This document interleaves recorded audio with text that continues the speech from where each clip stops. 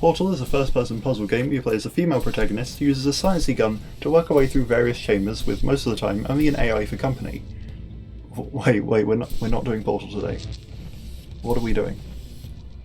The Turing test. Oh! You can see how I got them confused. I don't even need to bother re-recording that bit. The Turing test was developed by Bulkhead Interactive, published by Square Enix, and released in 2016. And there are two main parts to this game, the puzzles and the characters/story. And yeah, the puzzles are fine. I'm pretty stupid, so they posed enough of a challenge for me, but I can't help but compare this game to Portal, which just does everything cooler. I mean, when faced with jumping into a literal rift in the fabric of the universe and being spat out and hurled across a room, or aim, zap, unlock door for the nth time, I know which I'd rather be doing.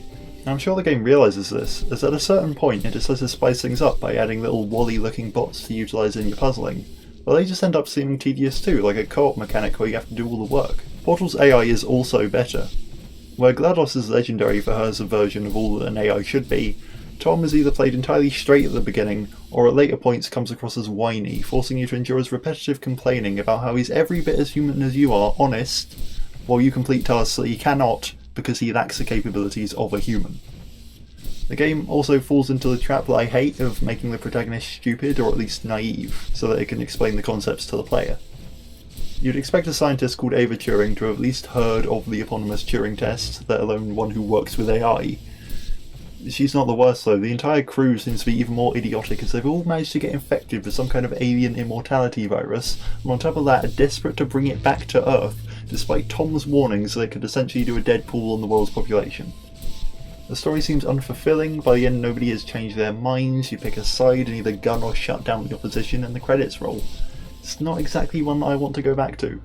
You can probably tell I don't recommend it, but if you have exhausted all other puzzle games, then I'm certain you've played worse, and this might be a nice enough experience for you. For me, it's a puzzle game that would have been more enjoyable if it had focused on its mechanics rather than its unnecessary plot, and while it tried something to make it stand out above average, I'm afraid this one failed, so ultimately I give it a 5 out of 10. Wall-E looking robots to utilise in your is everybody. I'm sure the game realises this, as at certain points it decides, as at a certain point. I don't even need to re-record any of that.